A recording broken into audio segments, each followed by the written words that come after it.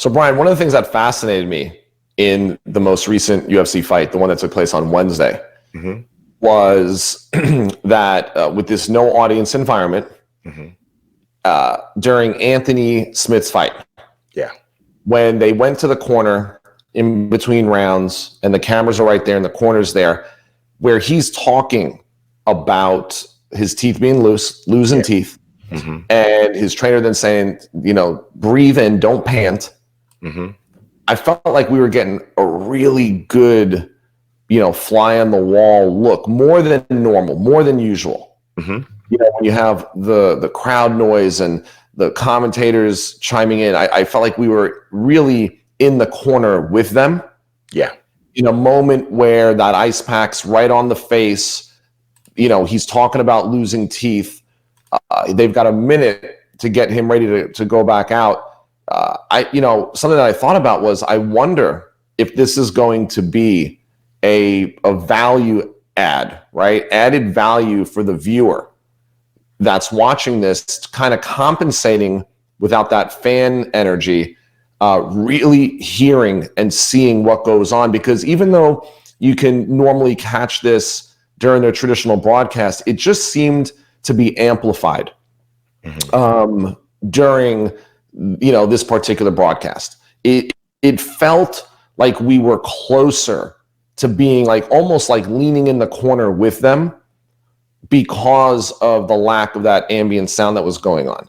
So I'm wondering if moving forward, if this is going to be something that's going to be enhanced for the viewers that are at home, and become like this other element where it was entertaining. I found it to be entertaining, not just with that fight, but I just found it to be entertaining overall. I was more engaged, I think, in the entire fight, even in between rounds, because I guess there was also less distraction from audience reaction, which is a two-way street. It's that helps feed the energy of the fight. Sometimes guys trading, something big happens, that energy from the crowd can inspire a fighter to come back. It could inspire a fighter to move forward. I mean, so what I'm saying is, and I want your opinion in championship rounds, really, how does this play out moving forward? Is it something that eventually when crowds come back, they might want to think of emphasizing it and finding a way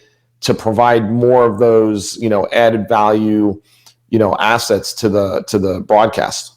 How I feel like more and more, I'm getting more comfortable with this concept. Right. I think that boxing people really should have been watching, like you were, right? How those fights went over.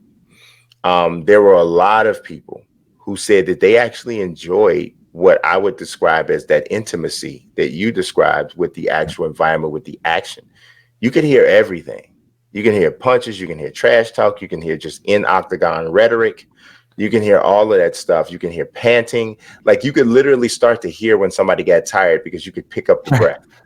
And the situation in the corner when you were describing with Anthony Smith, man, I even know a way they can monetize that. You monetize that from a presentation standpoint, but you get somebody to brand the in-corner audio. And you're talking about, so how can we bring that into the future of combat sports when we go into the corner? Obviously, there's times where a mic is there, but that focused singular sound in the way that it comes in with no fans does offer a different experience. If you get a sponsor to monetize the corner, I mean, you could sell each corner gets a different sponsor, especially in the UFC where you have the red corner, the blue corner, every single fight. You can sell the monetization to that. And that is like, for essentially what my mind has been on. And then part of this is because of the conversations that you and I have. My mind has been on, how much can you monetize this particular environment? Right. How can you try to make up as much as what you will miss from a live gate as possible? And to me, the bigger the live gate is, the size of the live gate is dictated by the size of the fight. And so if it's a huge fight, big stars, obviously you're charging much more for tickets. The venue is bigger, holds more people, blah, blah, blah, ends up being a bigger amount. So in my mind, that fight then still has higher appeal from a pay-per-view standpoint, which then, brings the option to have more fans, more people buying in to see it. So then to me, that would drive up ad prices as well. So if you find as many spots that you can advertise and that you can monetize in the entire presentation, you're able to charge more for it.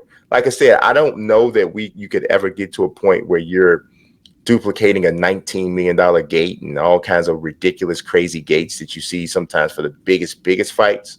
But I think most fights,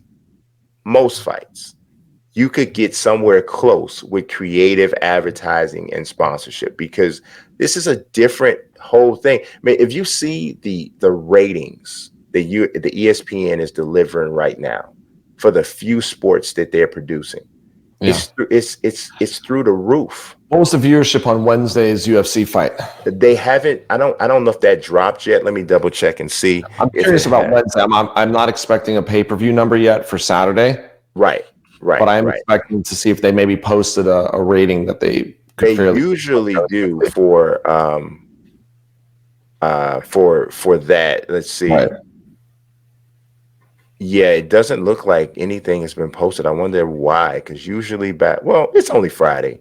I mean, we know it's going to be good. I mean, we know it's going to be good. We know it's going to be good, because I mean, if you were watching sports, what else were you watching on Wednesday night? So you can always tell, Brian, you can gauge a viewership based on the social media activity. Absolutely. And there were several trending topics from UFC Fight Night 171. So I'm expecting a good number. I'm expecting, honestly, over 1 million viewers.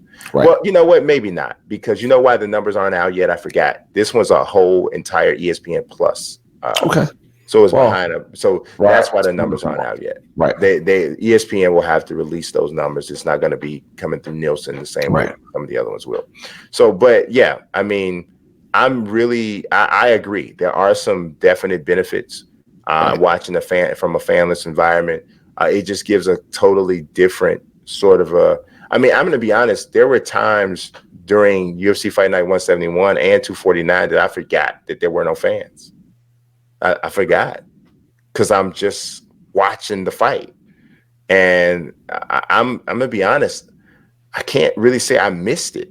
I'm not saying I want them to go to no fans even when COVID-19 breaks, but I don't think that the experience is as affected as people think it will be. You can't deny, if I can't sell 15,000 tickets for an average of $500 a ticket, you can't deny that. That's just numbers. So that has to be compensated for in some way, shape, or form. Right. But I think that there may be a way. You just have to get creative. Somebody's going to have to take a risk. Dana White took a risk. Vince McMahon took a risk even doing these events. Somebody's got to take a risk on the next level to see how you can maximize the situation.